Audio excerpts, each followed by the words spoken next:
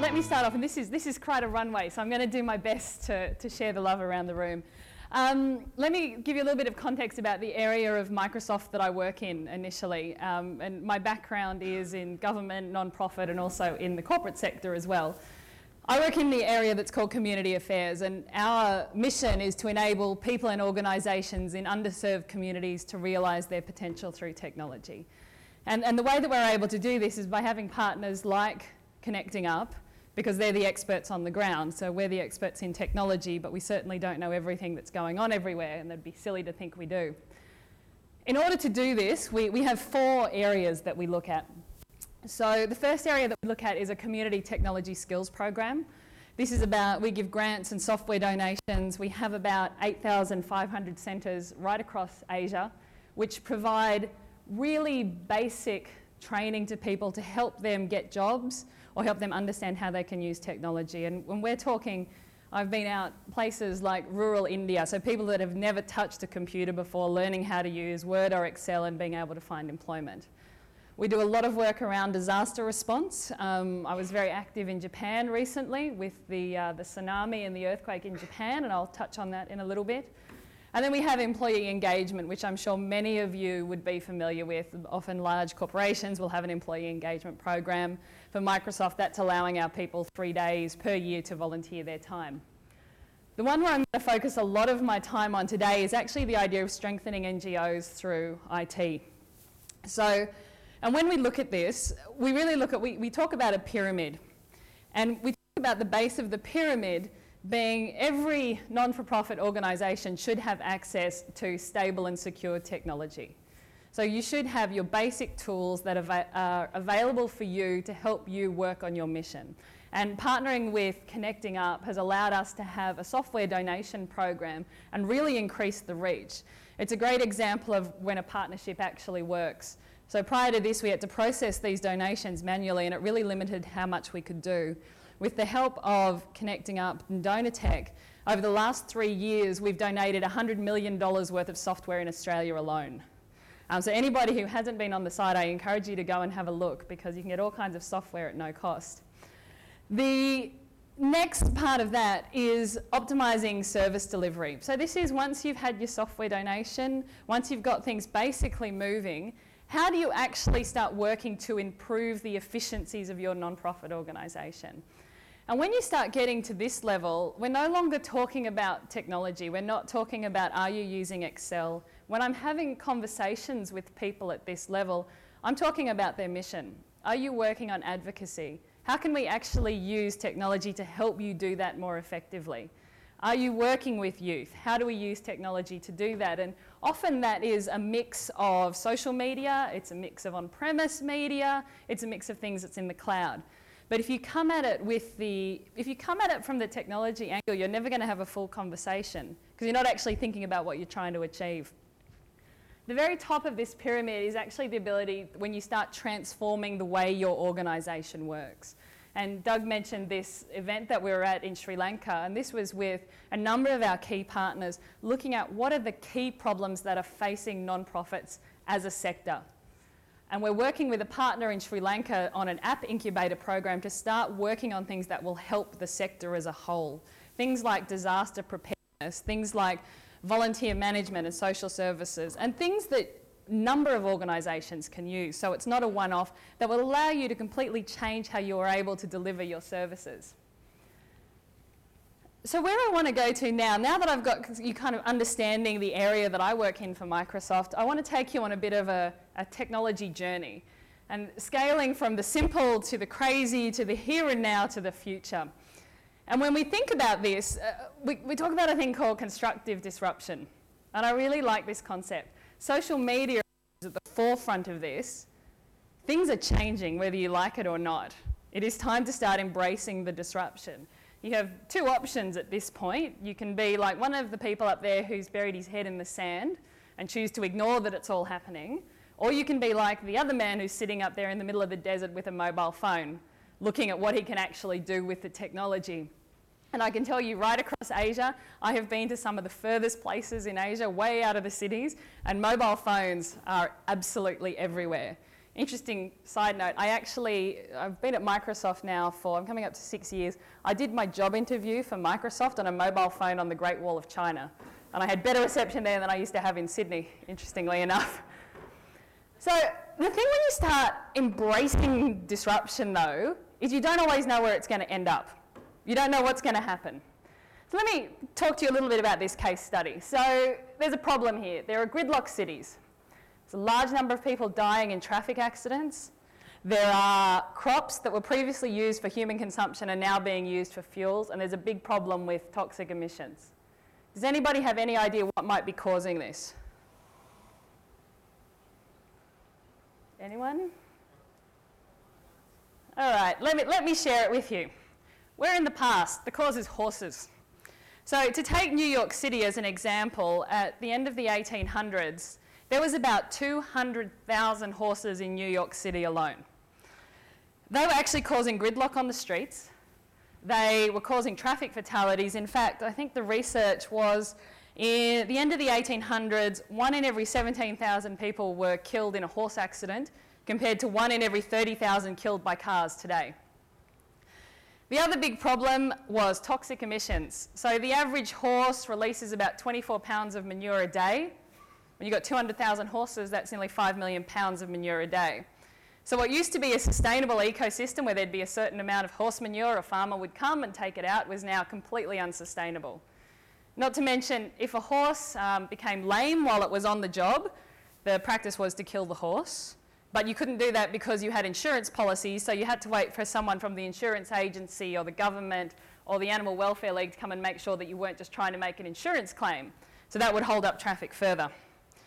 So there was actually a world summit called. A whole lot of people came together to look at what they were going to do with this problem.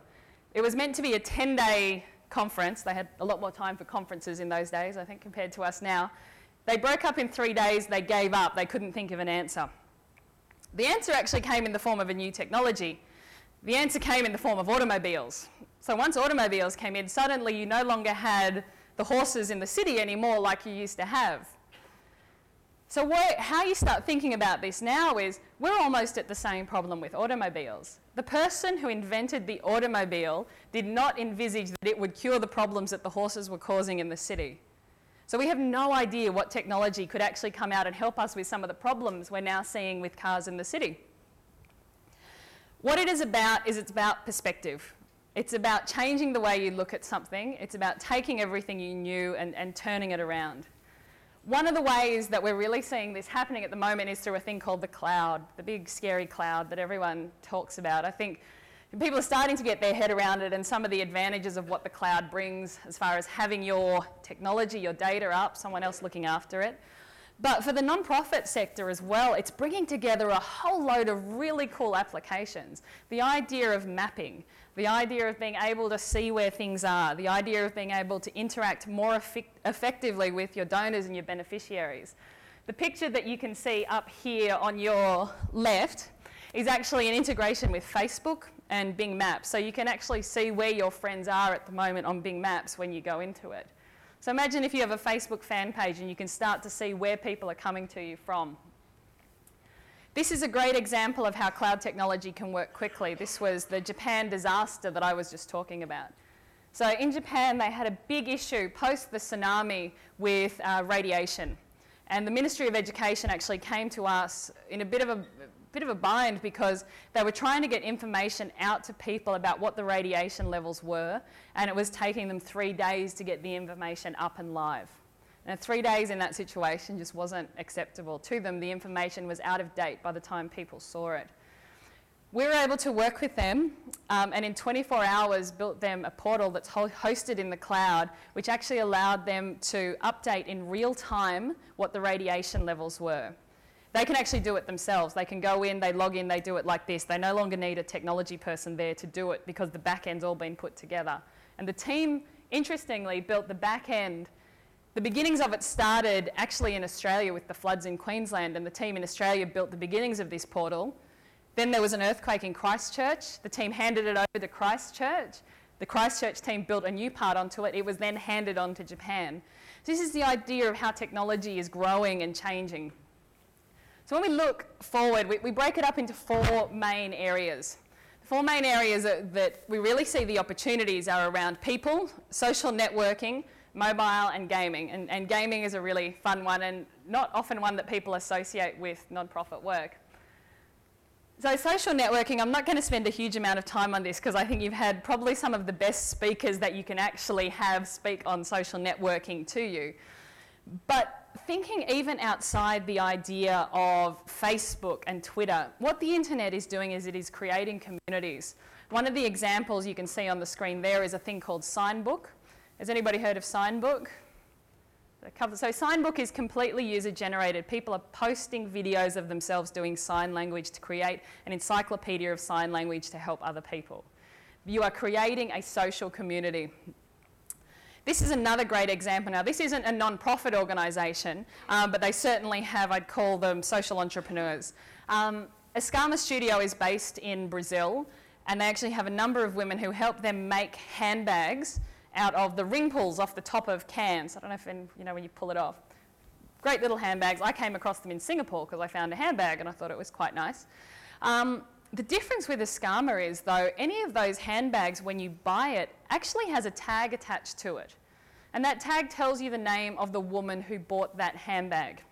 You can then go onto their website or their Facebook page and not only read about the person who made that handbag, but you can give a tip directly to that person. So this idea of social connections, if you think about the work that you're doing, what is the opportunity to actually bring people closer to the end game using technology? I feel great knowing that my tip isn't going to a company. I look at it as the next evolution of fair trade. I can actually see the person who was involved in creating this thing. Mobile. Mobile technologies are exploding. I can see a number of people in here. I was one of them. We're tweeting, we're taking photos, we're doing all kinds of things. For the non-profit sector, though, mobile presents a really interesting opportunity. There is, the picture that you can see up there is actually a team of students from Thailand, so university students, who came up with an application as part of one of our competitions that actually connected mobiles to mapping. There was a real issue with floods in Thailand, and the result of that was they were not able to get supplies through, they were having trouble with aid. And they were trying to get people in to actually share the information. So they created an app whereby you could update with photos and information, tack it to a map, and people would get on and see it. Not dissimilar to Usha I don't know if any of you have seen Usha which is another user-generated content, and that's something that is freely available. You can set it up, you can start running, and it's bringing people together in real time. And another idea of where mobile technology can go, I'm just going to play a quick video for you. So have a look at this. This is something that is in progress at the moment, and just to get you thinking about what other things mobile could be used for.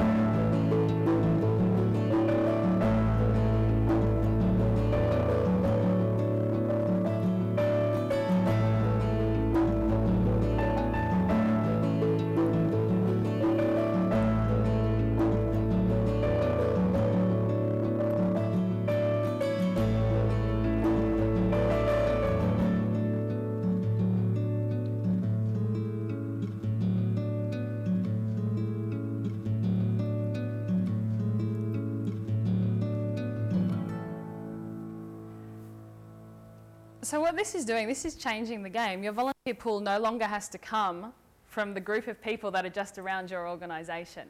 How can you tap into people that are interested in what you do regardless of where they actually are? Gaming. Gaming for social benefit. Has anybody here played with the Kinect for the Xbox? So for those that have played with it, it is a lot of fun. It is controllerless, so you don't even have to hold one of these. Basically, it reads the points on your body. And you're able to play games. So there's a dancing game and there's all kinds of things. I'm still trying to learn how to do the Kylie can't get you out of my head dance. I'm terrible at it, but I'm getting there. I'm going to get my gold star. An interesting thing happened when this was released to the market. People started hacking into the Kinect. So Microsoft as a company had a choice to make about what they were going to do with it, and they decided that they would let it go to see where the technology ended up. They're actually about to officially release, they call them the APIs, to help people develop on it. Because what people started doing is they started developing tools with the Kinect that were able to be used in health. They were starting to work with people in palliative care to actually give them really basic exercise. I was just with a team in Sri Lanka, another student team, who were working on, they went from taking, when people were speaking, so you could speak into a computer, accessing a video library of sign language and producing the sign language video in real time as you were speaking. They were now reverse engineering that with the Kinect, because you could stand in front of the Kinect, sign into the Kinect, and it would actually speak back out of the computer what the person was signing. So this idea of something, again, it's the unexpected. This was invented for gaming purposes, and now by putting it out to the community, it's amazing what's actually coming out of it. The centre of all this, though, is people. And you will have seen in everything I was talking about, it's not the technology. It is the people that have taken the technology and done something really cool with it. It is the ability to connect people, to bring people together in ways that you weren't able to before. There wasn't a time when you could actually blast things out through Twitter, through Facebook, to people that you know are interested in what you're saying, to actually raise the issue to maybe people who haven't seen it before, and really put a face to what you're doing. Has anybody heard of Kiva as an organisation? It's quite a fair number. So, not that they're the next slide, but Kiva is an organisation, for those that haven't heard of it, who turned microfinancing on their head. So microfinancing, as you know, is something that's taken off, but even at the lower level, it was still normally probably a minimum of $500, but more likely a couple of $1,000s. What Kiva has done is actually put stories up of people who need finance. And you as an individual can now go in and choose who you want to loan your money to. So for me, when I'm looking at Kiva, I have a particular interest in women social entrepreneurs in Asia because of the work that I do, and I've been lucky enough to meet a lot of them. So I can put in as much or as little as I like. I can spread it out as I like. I know the business that it's going to, and I get updates as my loan's being repaid. So I'll get a notification, $50 has been repaid off your loan, $15 has been repaid off your loan. Do you want to loan it out again? Now, I don't want to kind of fool you into thinking it's just a matter of me giving someone money. The organisation Kiva has done a lot of work behind the scenes. They do a lot of work with microfinance organisations to ensure that money's going through and it's flowing. But what it has done from a donor perspective is it's opened up to people that didn't have $5,000 to donate to microfinance, but they may have $50. And it's making them feel a connection with where the money is actually going. The important thing is, though, look for simple solutions. Not everything has to be really, really complicated. This guy, Mr. Semmelweis, does anybody know who this guy is? So, that's good. No one knows who he is. All right, so let me talk a little bit about what this guy did. Again, back at the end of the 1800s, I'm on a bit of an 1800s thing at the moment. There was a huge issue with the maternal death rate in hospitals of women who had their babies delivered by doctors. You were more likely to die if your baby was delivered by a doctor than if it was delivered by a midwife. In fact, you were more likely to die if it was delivered by a doctor, even if you had your baby on the street out the front of the hospital, then brought it into the hospital. There was lots of very complicated theories about why this was happening. So the theories ranged from the women were wearing their corsets too tight, to perhaps they jumped out of bed too quickly after giving birth, which I'm sure was happening. I'm sure they were just springing right off that bed, to maybe they just had a weak constitution and the idea of having a man in the room in such a vulnerable situation was literally enough to kill some women. So the interesting thing about all these very complicated ideas that were coming up was it was all the woman's fault. It was clearly not the doctor. We came up with very complicated scenarios. What this man worked out was about the same time that this death rate was spiking, they had started doing autopsies in hospitals.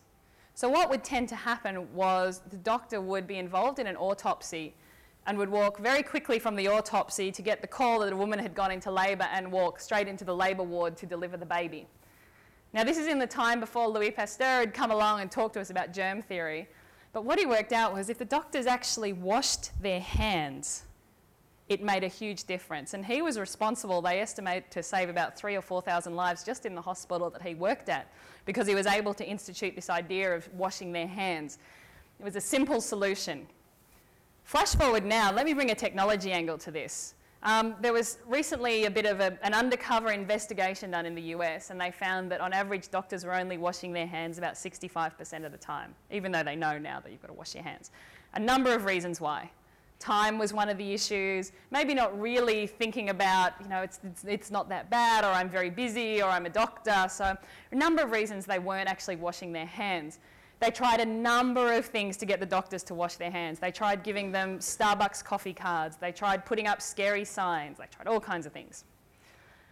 Two things came out to help with this. One was really simple, and one was really about future technology. The simple ones, they did a hand swipe of all the doctors' hands. And they had a petri dish, and they grew what was on the doctor's hands, which wasn't very nice. Then they took the technology and they made that a screensaver on their computers. So every time their computer shut down, they were reminded of what their hands looked like. The hand washing rate went straight up. One of the other things that's starting to come out with technology now, and this is back to the Kinect again, one of the other reasons was time. They just didn't physically have time to scrub down between touching anything. Working with controllerless gaming devices, they're now working in hospitals to allow doctors in theatres to look across, oh, I hit a button, across x-rays, across MRIs, and actually move them without touching anything, which saves them having to scrub down their hands again. So this is the idea that technology can help you think about the problem, think about the simple solution, and then also have a bit of a blue sky idea about what happens next. Another really simple solution. This is a thing called multi-point mouse. So this is a story from Thailand. Multi-point mouse actually allows you to connect about 25 mice to one PC. So the Ministry of Education in Thailand was looking at actually getting one laptop per child out to all of their schools to increase the use of technology. Actually changing what they were doing and working with multi-point mouse gave them about a 90% saving. But more importantly than that, what it actually did was the teachers were able to put together lesson plans in PowerPoint, and all the children, it's really cool, all the children get their own mice, all the mice have their own personalised cursor, so you can see which one your mouse is. And they can ask questions, and the kids zip all around the computer. This is great because normally if you've only got a couple of computers, what happens is the biggest, the loudest, the bossiest child is at the front on the computer, everyone else is standing behind, they start getting bored, they start disengaging, all the kids are involved. But further than that, at the end of the lesson, the teacher is actually getting a readout of which students got it wrong and which students got it right. Which students were answering quickly. Were there certain students that were following other students in the answers to get a sense of what was happening in the classroom? So if any of you are working in community centre situations, imagine the cost saving of actually having 25 mice connected to one PC and the added benefits of what it can bring. Really quickly, I want to give you 5 things you can get your hands on right now, and then I'm going to finish with a video that is a future-looking video it's a little bit to kind of mess with your mind and see what's coming next. Donortech.org and Donortech.org Match IT, so our software donation program, and the Match IT where you can find a vendor that you could actually potentially work with who specialises in working with this sector. Go there straight away. Live.com. The Windows Live Gallery stuff is really cool. I haven't got time to demo it for you at the moment, but you can do stuff like if you take 2 group shots, and it's idiot-proof enough that I can use it. Somebody's smiling in one, someone's not smiling in another, you can actually automatically pick the bits you like and it merges 2 photos together for you.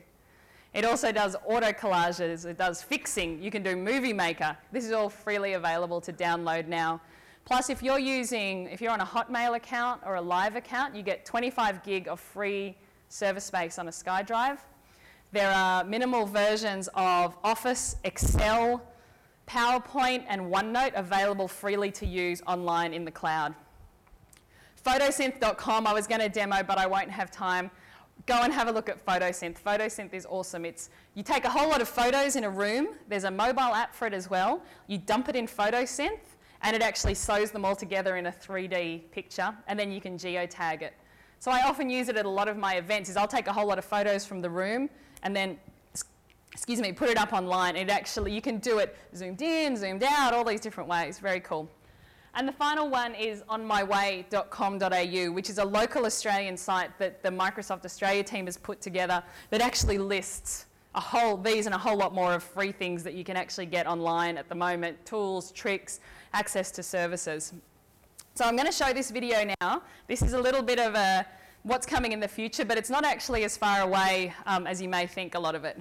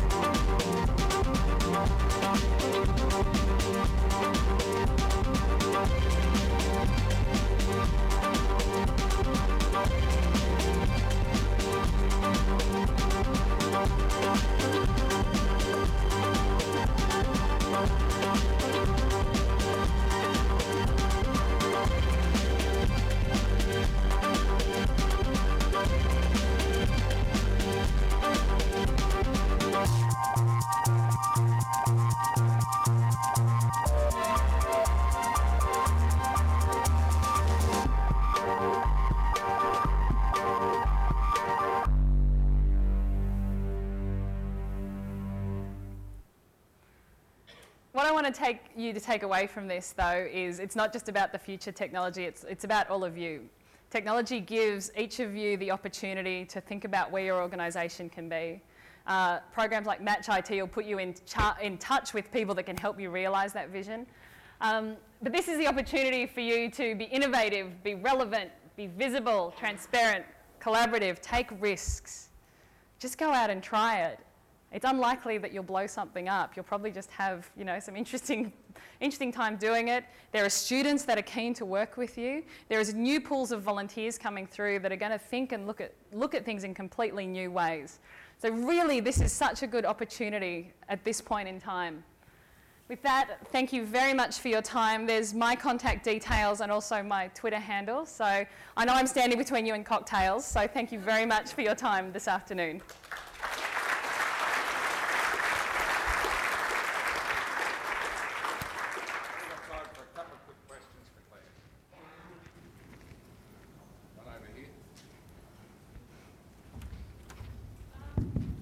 There's a mic coming for you. Hi, my name is Debbie. I'm from the Sea Shepherd Conservation Society. I just wanted to get your thoughts on if you do have some ideas to develop and just on protecting your intellectual property and how to go about sort of approaching people to work with them and at the same time protect your idea. Yep. So I think one of the important things about intellectual property is to be really keen, whoever you're working with, what is your expectation of it?